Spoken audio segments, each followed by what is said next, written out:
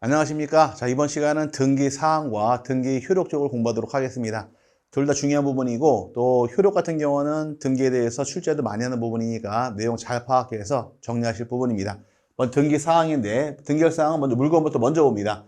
어떤 물건 등기할 수 있느냐? 물건의 경우는 기본적으로 부동산 등기가 등기다 보니까 부동산에 대해서 토지하고 건물을 등기할 수 있도록 규정을 합니다. 그래서 토지의 경우는 기본적으로 하나의 필지 단위로 등기를 두는 것이 기본 개념이고, 건물도 한 개 건물로서 인정이 된 경우 등기하는 것이 내용이에요. 그래서 토지의 경우 등기할 때는 하나의 필지 기준으로 등기하는 것이 기본 개념이 됩니다. 하나의 필지란 것은 공간정보의 구축 및 관리 등의 법률에 따른 지적법에 의해서 하나의 필지로 인정이 된 경우 등기하도록 규정하는 것이 내용이 됩니다. 근데 문제는 하나의 필지 등기하는 것이 기본 개념이 돼 1필지 토지 일부 등기할 수 있느냐? 여기가 중요합니다. 1필지 일부 등기할 수 있는 것은 원칙적으로는 허용을 하질 않아요. 1필지 일부는 하나의 필지가 단위다 보니까 일부 등기 허용하지 않는 것이 원칙이 돼 예외적으로 등기하는 것은 지상권, 지역권, 전세권, 임차권 등기는 분필 등기하지 않더라도 1필지 일부에 등기할 수 있는 예외가 인정이 됩니다. 그러면 정리를 하게 되면 1필 토지 일부 등기할 수 있는 건 몇 가지 등기이냐?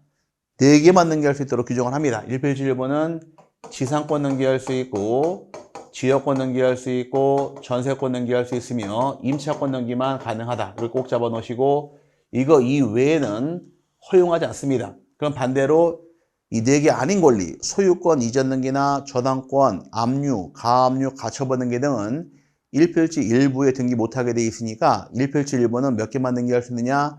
4개 외에는 등기 허용하지 않습니다. 이게 중요한 것이고요. 마찬가지로 한 개 건물 등기할 수 있는 것이 기본 개념인데, 한 개 건물 일부 등기할 수 있느냐? 건물도 마찬가지입니다.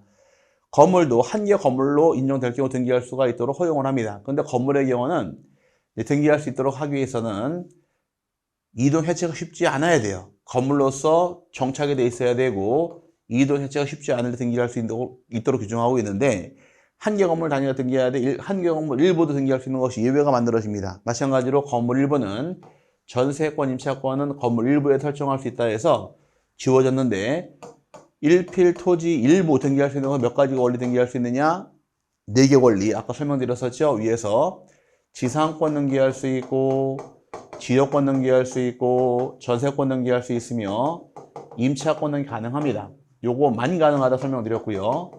반대로 건물 일부의 경우는 건물 일부 등기할 수 있는 것은 전세권하고 임차권만 등기할 수 있도록 규정하고 있다 보니까 이게 포인트예요. 이건 반드시 암기하고 넘어가실 부분입니다. 만자가 있다는 얘기 더 이상 예외가 없으니까 건물은 4개 권리, 토지는 4개 권리, 건물 2개 권리 등기할 수 있는 것이 내용이 되는 것이고, 이거 이외에는 허용하지 않는 것이 특징이 되니까 이거 반드시 정리하고 넘어가시기를 바랍니다.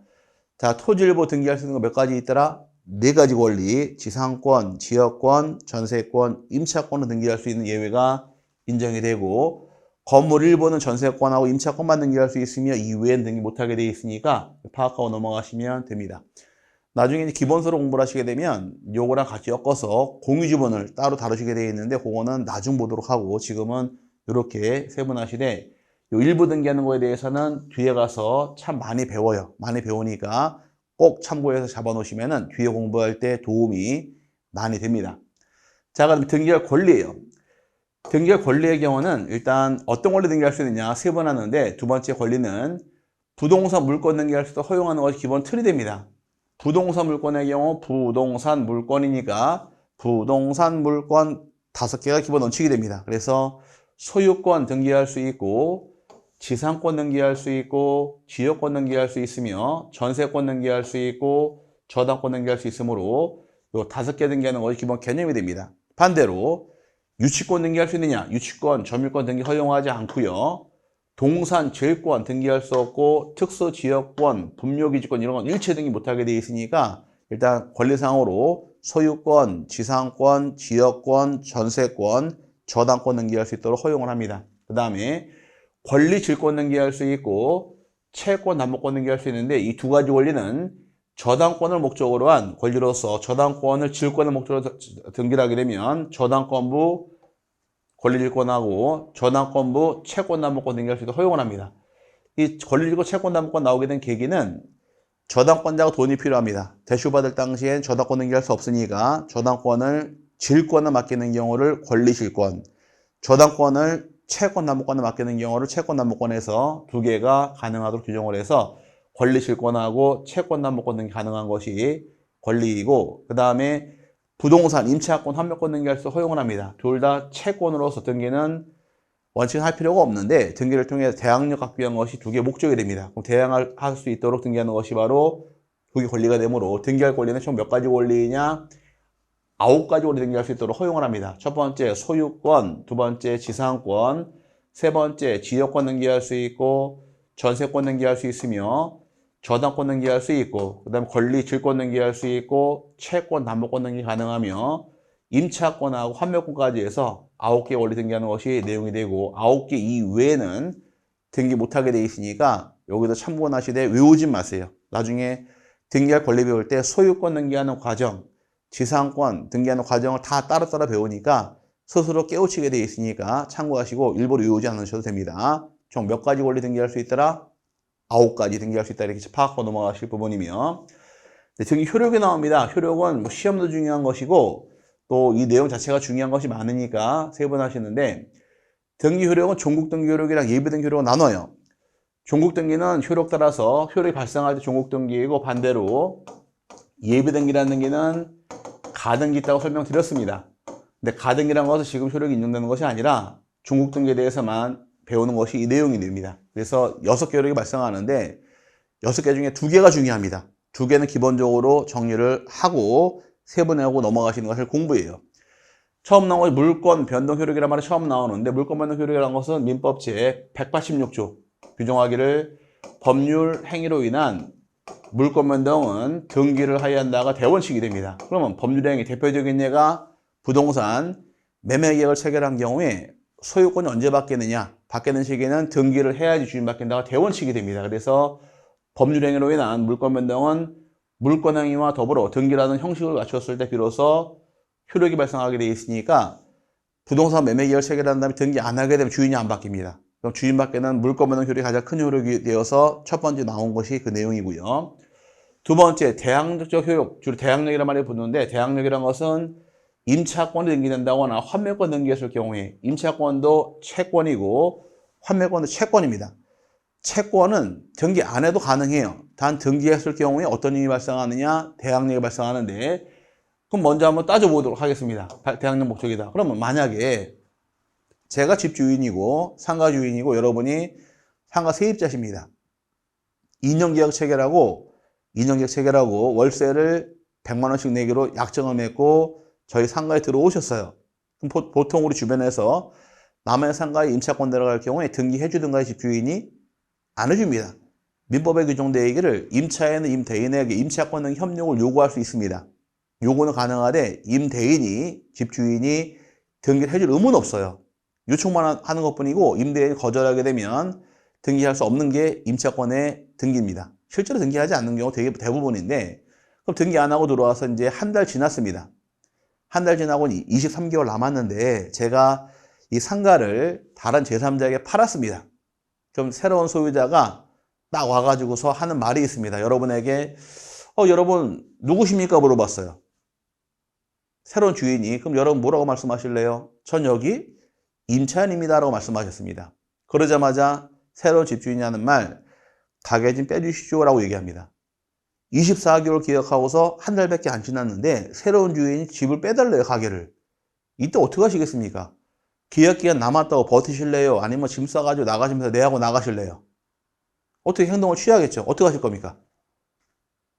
계약기간 남았다고 버티실 거죠? 이게 안 됩니다. 민법 격언에 이런 격언이 있어요. 매매는 임대차를 깨뜨리는 격언이 있습니다.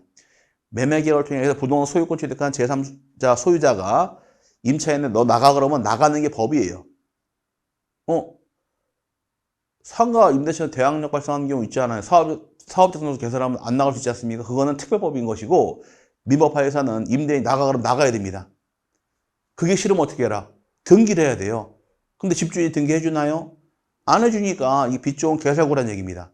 임차인 등기로 대항할 수 있다 말은 되어 있지만 임대인 등기 안 해주니까 임차인에게 등기라는 제도가 빚 좋은 개설급밖에 안 되는 거예요. 하고 싶어도 못하니까.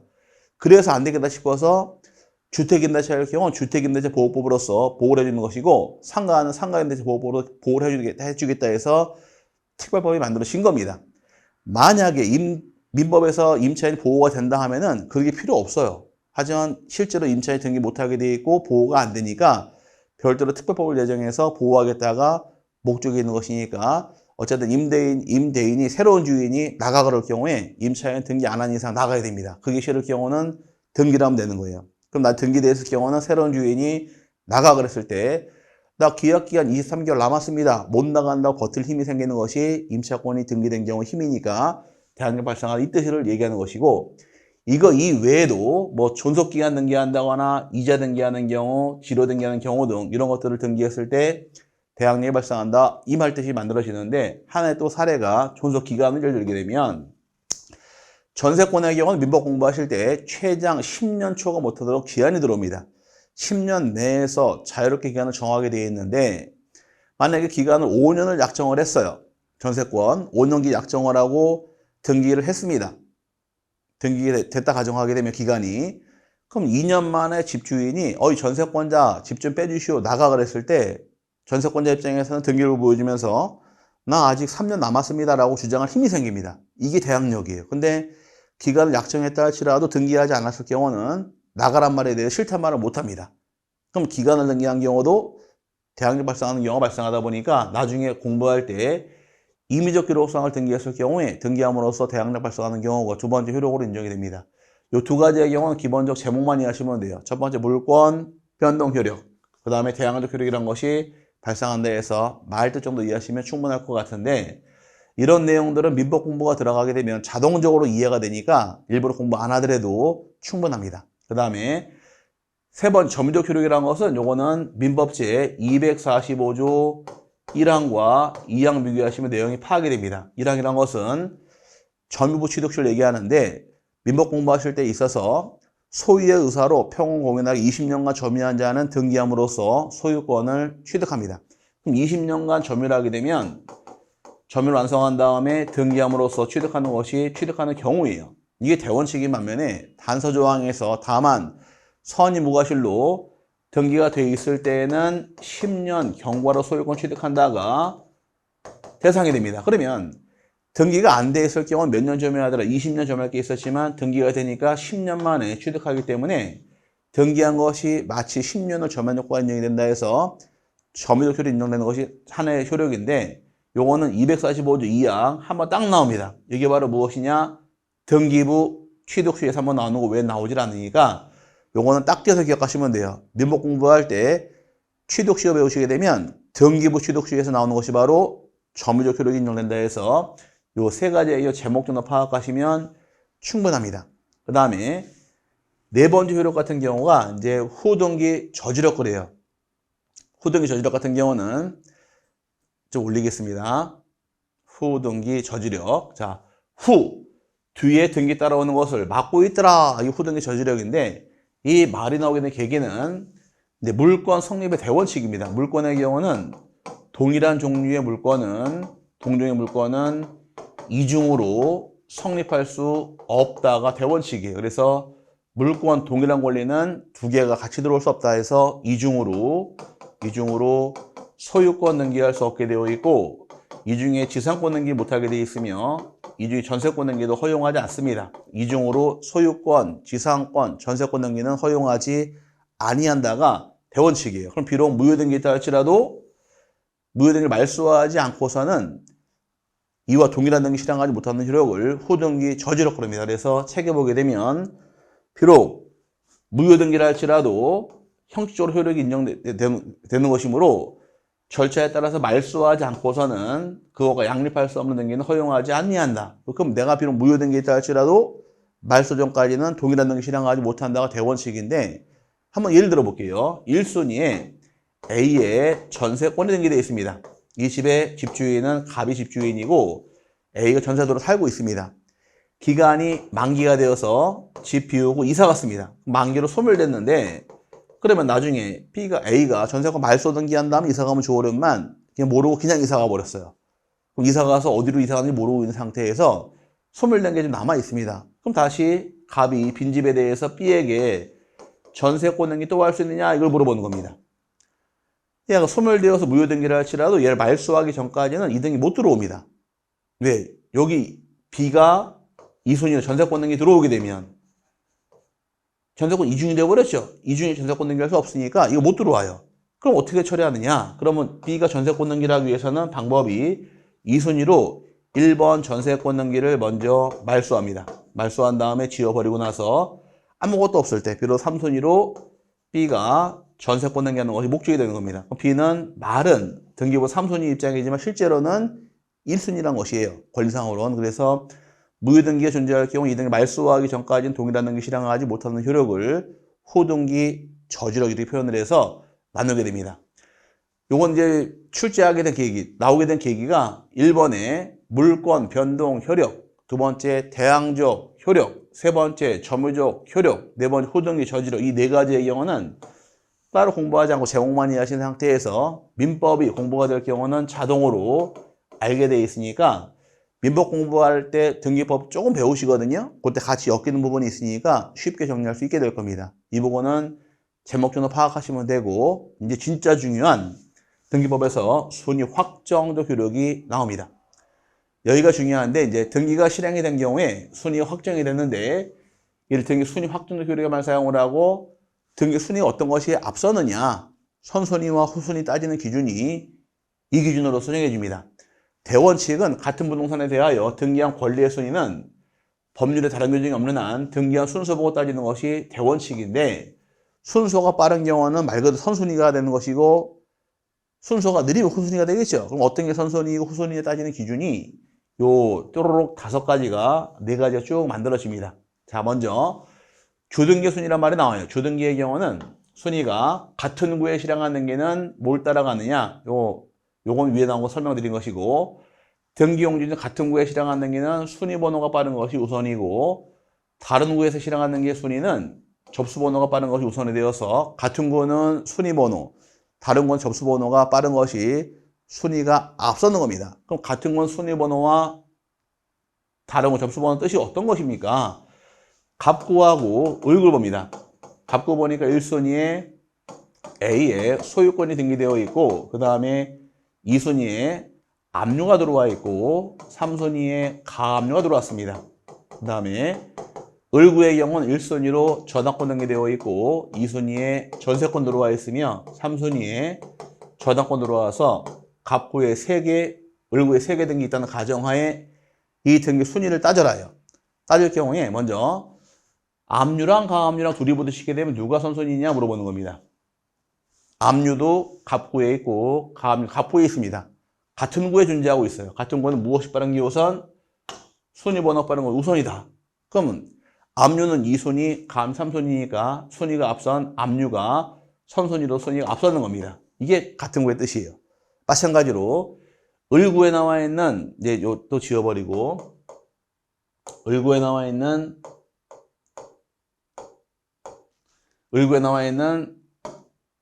전세권하고 저당 둘이 부딪힙니다.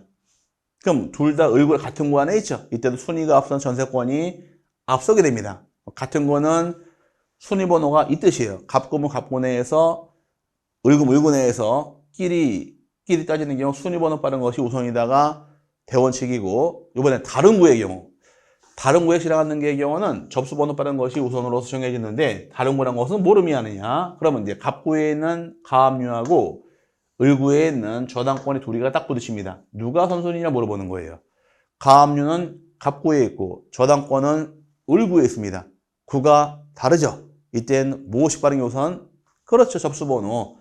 접수번호가 무엇이냐? 등기가 끝나게 되면 밑에 써 있어요. 언제 들어왔는가? 날짜가 2023년 예를 들어 11월 1일 들어왔더라. 여기도 2023년 11월 1일 들어왔습니다. 같은 날짜가 들어왔어요. 근데 등기가 사건에 들어올 때마다 접수번호가 부여가 됩니다. 여기 접수번호가 제10호, 접수번호가 제15호일 경우 날짜가 똑같은데 접수 번호가 10호, 15. 그럼 10호가 더 빠르겠죠. 얘가 순위가 앞서는 겁니다. 그래서 같은 구일 때 무엇이 빠른 게 우선 순위 번호, 다른 거는 접수 번호가 이 뜻이에요. 구가 다른 경우는 갑구고 구가 다른 경우는 순위 번호가 아무 의미가 없으니까 먼저 들어온 것이 앞서기 때문에 접수 번호 보고 따져간다가 내용이 되므로 이건 기본적으로 나중에 암기를 다 하셔야 됩니다. 그 다음에 구분 건물의 대지권에 대한 등기로서 효력 있는 등기와 대지권의 목적인 토지 등기 용지 중 갑부 날고에 실행한 등기 순서는 접수 번호에 따른다는 말이 나와 있는데 여기는 그냥 딱딱 외우시기 바랍니다. 대지권 등기에 대가 나오게 되면 이때는 뭘 보고 따라가느냐? 접수 번호에서 대접 기억하시면 돼요. 자, 갑구 날고라는 얘기는 구가 같은 구 개념, 다른 구 개념 둘 다 갑구 또 늘구란 말 나왔으니까 다른 구란 얘기입니다. 다른 구의 개념은 어떤 게 빠른 게 우선이다? 접수 번호에서 대접 기억하시면 됩니다. 제가 질문 한번 해볼게요. 우리 냉면을 먹을 때 냉면은 밥 공기에 먹을까요? 대접에다 먹을까요? 그렇죠. 대접에다 먹죠. 그래서 대접 기억하시면 되는 거예요. 대지권에 접수 번호에 접해서 대접 기억하시고 여기를 바꿔봐야 순위 번호로 바꿉니다. 그러니까 대접만 기억하시면 문제 풀 수 있으니까 요 B번, C번의 경우가 주등기의 경우 따지는 기준으로서 정해지고요. 자, 그 다음에 부기등기 순위입니다. 부기등기 순위의 경우 주등기 순위가 빠른 것이 우선이에요. 부기등기라는 것은 주등기가 빠른 게 우선이 될 것이며 부기등기 상호 관련된 그 등기 실행한 순서 보고서 정하는 것이 그 내용이 됩니다. 그럼 이 말 뜻은 또 무엇이냐? 자, 을구 보니까 1, 2, 3순위가 되어 있습니다. 되어 있는데 문제는 전세권자분 저당권에 들어옵니다. 이 저당권의 경우는 전세권을 잡게 되면은 4번 주는 것이 아니라 2번 잡았으니까 2에 부기 2로 저당권이 들어옵니다. 그럼 이 저당권은 어디 잡고 들어왔더라? 2번 잡고 들어온 첫 번째라는 얘기예요. 이럴 경우에 3번 저당권과 2의 부기로 둘이 부딪히게 되면 누가 우선이냐 물어보는 겁니다. 등기는 위에 있다고 선순위가 아니라 순위가 빠른 게 우선이에요. 그럼 말 그대로 저당권 요거는 3순위고 2의 부기는 2순위니까 얘가 순위가 앞서는 겁니다. 2순위니까 그럼 부기등기란 건 주등기 순위가 2순위니까 요걸 따라가는 것이 우선이고 여기 그 내용이고요. 부기등기 상호간에는 전세권자분 저당권이 2의 부기 1호인데 전세권에 가압류 또 들어왔습니다. 그럼 가압류 들어올 때 이 가압류 전세권 잡았으니까 2번 잡은 2의 부기 2호로 들어옵니다. 그럼 요것도 부기등기, 요것도 부기등기예요. 상호간에는 먼저 실행한 순서가 빠른 것이 우선이 되어서 2의 부기로가 순위가 앞서도록 규정하게 되어 있으니까 요게 기본 개념이 됩니다. 요 B번하고 부기등기니까 요것만 이해해도 웬만한 등기번호 펴놓은 상태에서 어떤 게 선순위인지 후순위인지 구별은 얼마든지 가능하니까 참고해서 잡아놓으실 부분이고 그 다음에 디귿 리을번의 경우는 여기서만 나오고 뒤에 잘 안 나와요. 이제 가등기를 통해 본등기를 하게 되면 순위 어디로 가느냐 이게 문제인데 가등기를 통해 본등기를 하게 되면 순위는 가등기 순위에 순위가 정해집니다. 예를 들어서 요 집에 대해서 갑이라는 자가 을에게 합격을 하게 되면 집을 주겠다고 의사표시를 했어요. 이 말을 들은 을 입장에선 이 말을 믿을까요? 안 믿겠죠? 못 믿어요. 그럼 진짜 줄 거면 가등기해 줘. 그래서 1순위에 갑의 소유권이 등기되어 있는데 2순위로 을 앞으로 소유권 이전에 가등기를 했습니다. 가등기 딱 하고 넘어갔을 때 주인 바뀌었나요? 아직 주인은 안 바뀌었습니다. 이 상태에서 나중에 을이 합격을 한 다음에 본등기를 해요. 본등기 하게 되면 칸을 받는 쪽에서 소유권 이전에 본등기가 들어갑니다. 본등기 하는데 본등기 할 당시에는 순위번호 따로 부여하지 않고 2순위 그대로 사용합니다. 그럼 2순위는 언제 부여한 순위냐?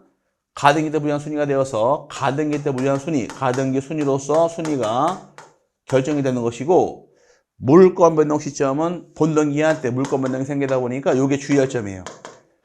물권 변동은 언제 생기느냐? 본등기한 때 발생하는 것이며 순위만 가등기로 소급하게 되어 있으니까 이 차이점이 만들어집니다. 그래서 순위는 언제로 가는 것이고 가등기 순위로 올라가는 것이며 물권 변동 효력은 언제 발생하더라? 본등기한 때 발생한다가 시기상으로 다른 점이니까 비교를 하시되 나중에 가등기를 배우게 되면 정확하게 또 자세히 배울 수가 있습니다. 그 다음에 리을번의 경우 말수회복 등기의 순위인데 자 말수회복 등기 회복이라 말뜻만 좀 이해하시면 돼요. 우리가 회복한다 이 말은 주로 어디 많이 써 있느냐? 회복한다는 얘기는 어디가 많이 쓸까요? 뭐 주식시장에서 뭐 뭐 전날 뭐 회복한다는 말 쓰기도 하고 또 병원에 가시면 회복한다는 말 많이 쓰잖아요. 또 지금 병문안이 코로나 이후로 잘 못 가게 돼 있는데 예전에 코로나 생기기 전에는 친한 사람이나 뭐 우리 측근들이 아프게 되면 병문안 갑니다. 병문안 가서 하는 말이 있죠. 뭐라고 말씀하시나요? 이대로 영원히 있어라. 아니면 빨리 회복해라. 이대로 영원히 있어라? 그거는 원수한테 가는 얘기고 친한 사람한테는 빨리빨리 회복하라 말 씁니다. 회복하라는 얘기는 어떤 의미가 숨어 있느냐? 아프기 전으로 돌아가라는 얘기입니다. 그죠? 말 그대로 말소복하라는 얘기는 말소되기 전으로 돌아가라는 얘기예요. 그래서 말소복 등기를 하게 되면 말소되기 전 종전의 등기, 말소되기 전 종전 등기에 대해서 순위와 효력을 그대로 회복하는 것이 말소복 등기의 효과가 되는 겁니다. 그러면 이 순위의 경우는 여기까지 기본적으로 좀 암기하시는데 과거에는 거의 매회 나오다가 최근에는 지문상 나와요. 지문상. 그래서 같은 거는 무엇이 빠른 게 우선 순위번호, 다른 거는 접수번호, 대주권 등기란 말이 나올 때는 접수번호, 그 다음에 부기등기란 것은 주등기 순위가 빠른 것이 우선이며 부기등기 상호간에는 그 등기 실행한 순서보고 정한다. 그 다음에 가등기할 때 본등기 했을 때 순위는 가등기 순위가 된다. 기억하시고 말소복 등기 실행합니다. 말소복 등기 회복이란 말 뜻이 과거로 되돌아가니까 말소되기 전 종전 순위로서 회복하는 것이 순위이다. 기억하고 넘어가시면 되고 이 부분이 1차로 시험에 잘 나오는 부분이니까 꼭 정리해서 세분하시되 요 B번하고 그 다음에 2번 두 개, 니은번 두 개만 공부해도 등기부상 어떤 게 선순위인가 순위 따지는 것은 가능합니다. 이거 기본적으로 아셔야지만 권리 분석하는데 많은 도움 되니까 정리하고 넘어가실 부분이고요. 마지막 효력 중에서 가장 중요한 효력이 또 추정력이라는 것이 나와요. 추정력이라는 것은 뭐 시험에 굉장히 출제를 많이 하는데 추정한다 라는 말을 씁니다. 추정한다 이 말 많이 쓰는데 추정이라는 말 뜻이 뭘까요? 추정은 추측을 통해서 정한 거 추정입니다. 그 추정이란 말은 많이 쓰는 곳이 어디냐 가만히 따져보니까 범죄 드라마, 범죄 영화에서 많이 나옵니다. 한 해 사례가 자 강남역에서 살인사건이 일어났답니다. 어저께 농담하는 거예요. 살인사건이 일어났는데 목격자 진술을 통해서 몽타주를 만들었는데 제가 범인이랍니다. 저를 잡으러 강남서 형사들이 강남서 강력계 형사 누가 있을까요? 아 그 강동서구나. 찾으러 왔습니다. 저를 딱 잡으러 와서 하는 말이 당신을 강남역 살인사건의 주된 용의자로 추정을 한답니다. 왜? 직접 증거는 없어요. 하지만 네가 범인일 것이라고 추정을 한 겁니다. 다른 사람의 진술을 토대로. 하지만 저는 범인이 아니라고 주장을 해요. 저 사람 죽인 적 없다 주장합니다. 이 말 들어줄까요? 안 들어주죠. 그럼 추정된 부분에 대해서는 주장만으로 결과를 깰 수가 없는 거예요. 난 범인이 아닙니다라고 주장하니까 경찰이라는 말 뭐라 그러느냐. 네가 범인이 아니면 그 시간에 뭘 했는가 입증을 합니다. 저 주장이 아니라고 범인이 아닌 신나 주장하다가 안 받아주니까 제가 지난주 어제 뭐 했는지 입증을 했어요. 입증을 하게 되면 저 범인이 아닌 것이 풀려납니다. 흔히 그래서 뭘 물어보느냐. 범죄 사건이 일어났을 때는 알리바이를 물어보는 그 뜻이에요. 네가 범인일 거야. 다 네가 범인이 아니면 범인이 아닌 사실 입증을 해라. 그럼 입증하자마자 풀려납니다. 그럼 추정된 부분에 대해서는 아니라고 주장하는 입증 책임이 따로 오는 거예요. 입증 책임이 들어왔을 때 결과가 뒤집어지는 것이 추정력의 미약한 힘인데 추정력이라는 것은 설령 무효 등기로 등기가 되어 있을 때에는 이 등기의 실체에 부합하는 권리가 존재한다고 추정하는 효력이 추정력입니다. 그럼 추정력은 어디까지 인정하느냐? 권리관계까지. 권리관계만 추정하겠다가 내용이 되어서 권리등기에는 다른 말로 갑구등기나 을구등기에 대해서만 추정력을 인정하게 되어 있으며 표제부 등기는 추정력을 인정할 수 없다가 판례정이 됩니다. 그래서 권리관계만 추정하더라. 권리관계는 어디를 의미하느냐? 표제부하고 저 갑구하고 을구만 의미하는 것이 표제부 등기란 것은 추정력을 인정하지는 않습니다. 미시는 범위가 크게 4개를 지금 세분하고 있는데 자, 등기할 때 실행이 되어 있을 때에는 이 등기에 부합하는 권리관계가 존재하는 걸 추정하겠다 그 내용이 됩니다. 존재하는 거 추정될 것이며 적법한 절차를 통해 실행한 등기라고 추정력이 인정되는 것이 내용이에요. 그럼 절차가 중요한 겁니다. 여기선 자, 절차라는 것은 등기하는 과정과 절차가 실행이 돼 있어요. 그럼 예를 들어서 토지거래 허가구역 내에 등기할 때는 뭐가 첨부가 되야 되느냐? 허가증이 들어와야 됩니다. 그럼 허가구역 내에서 등기 넘어갔다는 얘기는 허가증을 제출한 것으로 추정할 수가 있고 농지를 취득하는 자 입장에서는 첨부할 서류가 있죠. 그렇죠? 뭐 농지 취득 자격 증명서가 들어와야 됩니다. 그럼 농지에 대해서 등기가 넘어갔다는 얘기는 등기할 때 농지, 취득, 자격증명을 낸 걸 추정할 수 있다 해서 등기가 실행된 과정, 절차는 전부 다 거쳐왔을 것이라고 추정한다. 첫 번째 추정이 됩니다. 그럼 첫 번째 뽑아내서 절차에 대해서 인정하겠다. 이게 가장 첫 번째 중요한 부분이고, 두 번째 중요한 것이 등기 원인도 미친다가 판례 입장이에요. 등기 원인의 가장 대표적인 예가 매매. 매매가 원인을 통해 등기를 끝났을 경우에 매매 계약도 적법하게 이루어진 것이라고 추정하겠다가 바뀐 판례입니다. 옛날에는 82년 전까지는 매매 계약은 추정력이 미치지 않는다가 판례 입장에다가 등기가 왜 넘어갔느냐?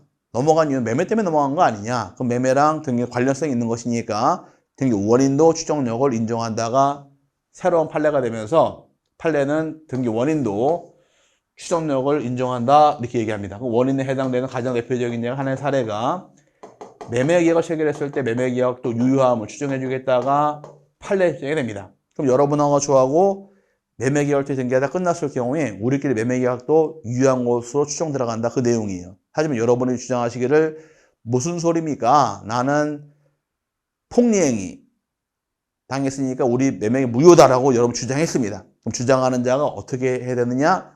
그렇죠. 입증하면 되는 거예요. 무효임을 입증하는 순간 무효로 바뀌는 것이고 입증이 없는 한 유효한 등기로서 추정한다가 판례 입장이 되는 것이며 세 번째 등기는 권리까지 인정하더라. 권리는 위에도 나왔는데 이 권리란 건 예컨대 저당권 등기.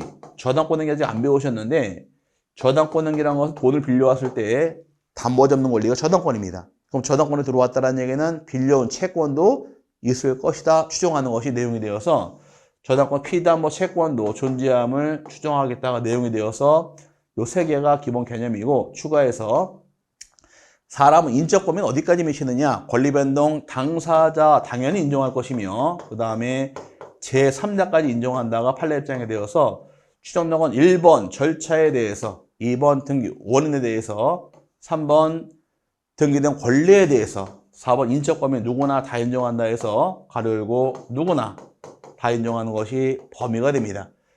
이거 이외에 뭐 부정하는 케이스는 우리 기본서 나올 때 보도록 하고요. 지금은 처음이니까 추정력이라는 것은 언제 발생하느냐? 값고 올구만 인정한다 기억하고 넘어가시고 미치는 범위의 경우는 등기한 절차, 원인, 권리관계, 인적 범위 누구나 다 인정한다 해서 파악하고 넘어가시면서 세분하시면 나중에 공부할 때 실제로 공부할 때 도움이 됩니다. 여기까지가 이번 시간 강의인데 자, 등기 효력 같은 경우는 중국 등기의 경우는 6가지 효력이 있더라. 물권, 변동, 효력, 그 다음에 대항적 효력, 순위 확정적 효력, 점유적 효력, 후등기, 저지력, 그 다음에 또 하나 추정력 6가지 효력이 발생하되 우리가 공부할 때 중요한 것은 2가지 효력 중요합니다. 순위 확정적 효력하고 추정력이 잘 나오니까 나중에 공부할 때 그 두 부분을 위주로 공부하시면 도움이 될 것이고 처음에는 이 효력에 대해서 제목 정도 파악하시면서 세분하시면 될 것 같아요. 뭐 세부적인 사항은 뒤에 나중에 또 배우니까 가볍게 이렇게 뜨디하고 넘어가시길 바라며 이번 시간 여기까지 보도록 하고요. 등기 유효권의 경우는 다음 시간부터 다시 보도록 하겠습니다. 이번 시간까지 본 내용 이번 시간은 부동산 등기의 대상부터 해서 등기할 물건, 토지 건물 등기하는 거 설명드렸고 등기할 권리하고 효력까지 배웠으니까 꼭 한번 읽어보시고 복습하는 시간 갖기로 하고요. 약속하는 겁니다. 그 다음에 다음 시간에 다시 뵙도록 하겠습니다. 감사합니다.